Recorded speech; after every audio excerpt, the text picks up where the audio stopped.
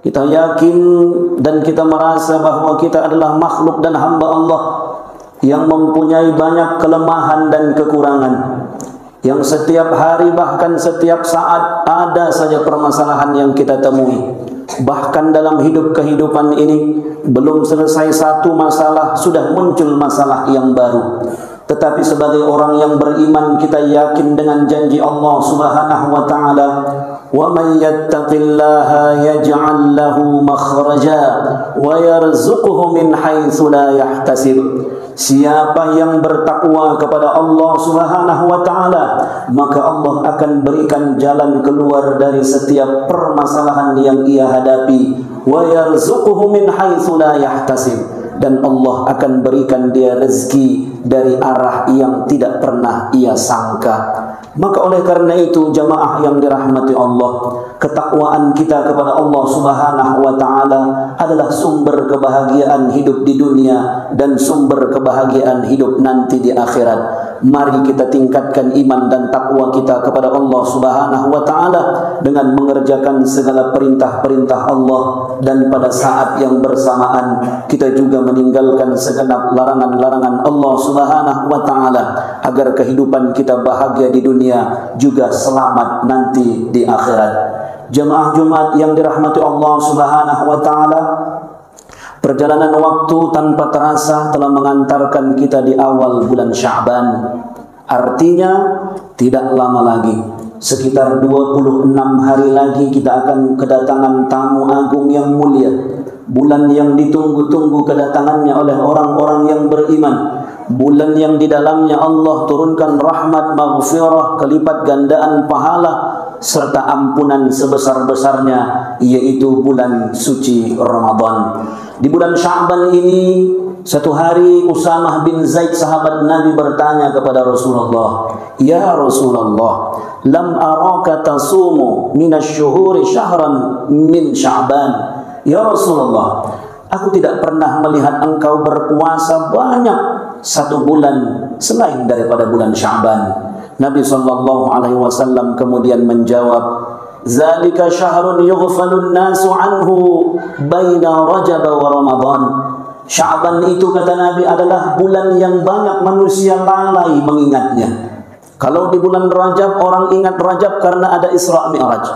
Kalau Ramadan orang ingat Ramadan karena dia bulan yang penuh dengan keberkahan. Tapi Sya'ban banyak orang yang lalai dan lupa kalau dia sedang berada di bulan Sya'ban. Padahal kata Nabi SAW, "Dzalika syahrun yurfa'ul a'malu ila rabbil alamin." Padahal pada bulan Sya'ban itu, kata Nabi, adalah bulan di mana catatan amal-amal kita selama 1 tahun terakhir dilaporkan kepada Allah Subhanahu wa taala. Dan Nabi kemudian mengatakan, "Wa inni uhibbu ayyurfa'a amali wa ana sha'im." Dan aku sangat ingin sekali, kata Nabi, pada saat amalku dilaporkan kepada Allah Subhanahu wa taala, aku dalam keadaan sedang berpuasa. Maka jemaah Jumat yang dirahmati Allah, salah satu amalan yang sangat dianjurkan oleh Nabi SAW di bulan Sya'ban ini, mulailah kita melatih diri persiapan dengan memperbanyak puasa sunnah. Ya puasa Senin Kamis, ya puasa pertengahan bulan, ya puasa Nabi Daud, atau mungkin puasa qadha, puasa yang pernah kita tinggalkan kita ganti sebelum datangnya bulan suci Ramadan. Karena satu amal yang sangat dianjurkan di bulan suci, di bulan Sya'ban ini, tidak lain adalah memperbanyak puasa sunnah. Jemaah Jumat yang dirahmati Allah, sebelum masuk kita ke bulan suci Ramadan, kemarin kita baru saja memperingati peristiwa Isra dan Mi'raj Nabi SAW, dan salah satu pesan penting daripada peristiwa Isra Mi'raj itu tidak lain adalah menjaga dan menegakkan salat 5 waktu. Mudah-mudahan jemaah yang dirahmati Allah, Allah jadikan diri kita dan keluarga kita menjadi orang-orang yang senantiasa menjaga salat yang 5 waktu. Sebagaimana doa yang diajarkan di dalam Al-Quran, "Rabbi ja'alni muqimas salati wa min zurriyyati Ya Allah, jadikan aku dan keluargaku adalah orang-orang yang menegakkan salat. Mengapa begitu penting salat dalam kehidupan seorang muslim? Bahkan ketika menerima perintah salat, Nabi SAW bukan menerimanya di dunia, melainkan langsung di Sidratul Muntaha. Dalam peristiwa yang sangat luar biasa, ada sebuah kewajiban yang Allah perintahkan kepada Nabi kita dan kepada kita hamba-hamba Allah Subhanahu wa taala.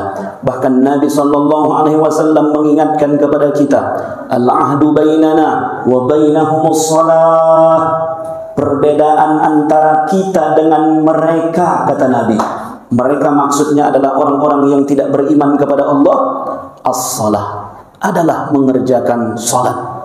Perbedaan antara muslim dengan tidak muslim, perbedaan antara orang beriman dengan orang yang tidak beriman adalah pada saat dia mengerjakan salat. Maka Nabi SAW mengingatkan, faman tarakaha faqad kafar. Siapa yang meninggalkan salat dengan keyakinan bahwa salat bukanlah merupakan kewajiban, maka jatuh hukumnya kafir. Dia tinggalkan salat bukan karena malasnya, dia tinggalkan salat bukan karena lalainya, tapi dia yakin bahwa salat itu bukan merupakan kewajiban di dalam Islam, maka jatuh hukumnya dia adalah kafir. Maka oleh karena itu jamaah yang dirahmati Allah, sejak dari dini Nabi SAW mengingatkan kepada kita, mengajarkan kepada anak cucu kita, muru auladakum bis-shalah. Perintahkan anak-anak kamu, ajar anak-anak kamu mulai mengerjakan salat sejak umur 7 tahun. Pada saat umur 10 tahun dia tinggalkan salat, boleh diberikan hukuman supaya dia tahu betapa pentingnya salat, sehingga ketika meninggalkannya ada hukuman yang akan dia terima di dunia, terlebih nanti ketika di akhirat. Maka oleh karena itu jamaah yang dirahmati Allah, salat berbeda dengan ibadah yang lainnya. Ketika kita melaksanakan ibadah salat, Allah Subhanahu wa taala memberikan banyak sekali keringanan, rukhsah. Kita perintahkan untuk salat dalam keadaan berdiri. Tidak sanggup berdiri, boleh duduk. Tidak bisa duduk, boleh dengan berbaring. Tidak bisa berbaring, boleh dengan isyarat. Kita sedang dalam perjalanan, maka salat kita boleh dijamak, boleh diqasar, boleh digabungkan waktunya, bahkan boleh dikurangi jumlah rakaatnya.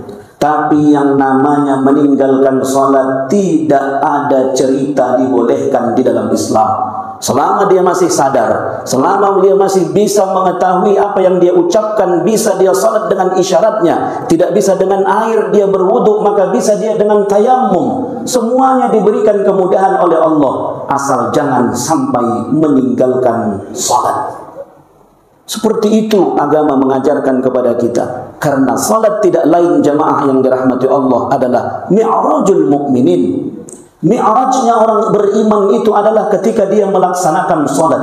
Jarak terdekat antara kita dengan Allah Subhanahu wa taala. Kata Nabi, fahuwa sajid. Pada saat kita sujud di hadapan Allah, itulah jarak terdekat antara kita dengan Allah Subhanahu wa taala. Maka mari jemaah yang dirahmati Allah, dengan peringatan Isra Mi'raj yang setiap tahun kita peringati, satu pelajaran yang bisa kita ambil adalah mari kita jaga salat yang 5 waktu, mulai dari anak kita, cucu kita, sembari kita juga memberikan keteladanan. Adapun jemaah yang dirahmati Allah, terkait dengan salat-salat yang pernah kita tinggalkan di masa yang lalu. Kita balik umur 15 tahun. Mulai dari umur 15 tahun, pada saat itu belum datang hidayah Allah. Zuhur lewat, subuh ketiduran, maghrib entah di mana. Mulai dari akil balik 15 tahun sampai kita menikah beranak 3 umur 35 tahun, baru kita dapat hidayah, baru tidak meninggalkan salat yang 5 waktu. Berarti ada 20 tahun jarak antara kita dengan hidayah Allah. Kita tinggalkan salat selama 20 tahun lamanya. Pertanyaannya, bagaimana hukumnya? Bagaimana cara kita? Apakah salat yang sudah tinggal selama 20 tahun itu harus diganti? atau hanya sekedar dengan bertaubat saja, maka 4 imam mazhab, Imam Abu Hanifah, Imam Malik, Imam Asy-Syafi'i, dan Imam Ahmad, semua imam mazhab yang 4 mengatakan terkait dengan salat yang ditinggalkan dengan sengaja di masa yang lampau sampai kita lupa sudah berapa salat yang kita tinggalkan, maka imam mazhab mengatakan wajib diqadha, wajib diganti. Tidak cukup hanya dengan taubat, menyesali perbuatan, berjanji tidak mengingkari, kemudian salat di hari-hari yang datang, tidak cukup. Tapi taubat yang kita lakukan karena kita meninggalkan salat selama 20 tahun itu harus kita ikuti dengan mengganti salat yang kita tinggalkan selama 20 tahun semasa kita belum mendapat hidayah dari Allah Subhanahu wa taala. Bagaimana caranya? Para ulama mazhab berbeda pendapat, tapi di antara pendapat-pendapat itu bisa kita ganti salat qadha zuhur di waktu zuhur. Selesai kita salat zuhur yang 4 rakaat, kemudian berdiri lagi kita, kemudian usalli fardhu zuhuri 4 rakaatin. Kalau tadi yang pertama adaan salat yang pertama zuhur, maka yang kedua niatkan qadhaan, mengganti salat zuhur. Salat zuhur yang mana? Yang dulu-dulu. Terus kita lakukan setiap hari. Selesai sholat zuhur, kalau perlu selesai sholat ba'diyah. Kalaupun lama terasa mau mengerjakan ba'diyah, ba'diyahnya tak usah dulu kerjakan, qadha-nya dulu kerjakan. Karena mengqadha yang wajib hukumnya adalah wajib. Kalau begitu Ustaz, saking banyaknya 20 tahun berapa ribu sholat yang ditinggalkan, tak terhitung lagi. Mana terkerjakan itu? Mana terkerjakan itu? Sampai mati pun tidak terkerjakan itu. Kerjakan saja semampu kita. Allah yang maha pengasih, yang maha penyayang, ketika melihat kita sudah taubat kepada Allah, menyesali perbuatan kita meninggalkan sholat, kemudian ada upaya kita untuk membenahi, membayar hutang-hutang kita yang dulu. Satu saat tak sampai umur kita, meninggal kita, sebelum selesai qadha kita semuanya, insya Allah diampunkan Allah Subhanahu wa ta'ala. Tapi sudah ada upaya untuk membayar hutang. Oleh karena itu jemaah yang dirahmati Allah Subhanahu wa taala, panjang kaji terkait qadha salat yang perlu kiranya dikaji dalam perwiritan kita. Tapi secara umum hukum mengqadha salat adalah wajib. Maka mari kita mulai, kita yang sudah dapat hidayah, yang selama ini sudah mengerjakan salat yang 5 waktu itu, kalaupun dulu ada yang tertinggal, taubat kita kepada Allah sembari kita bayar hutang-hutang salat kita. Tidak cukup hanya dengan taubat, tapi juga harus membayar hutang agar kiranya salat kita terpenuhi, dan ketika kita kembali menghadap Allah Subhanahu wa taala tidak dalam keadaan hutang salat kepada Allah. Barakallahu li wa lakum fil Qur'anil azim wa nafa'ani wa iyyakum bima fihi minal ayati wa dzikril hakim. Aqulu qawli hadza wa astaghfirullah li wa lakum wa lisairil muslimina wal muslimat fastaghfiruhu innahu huwal ghafurur rahim.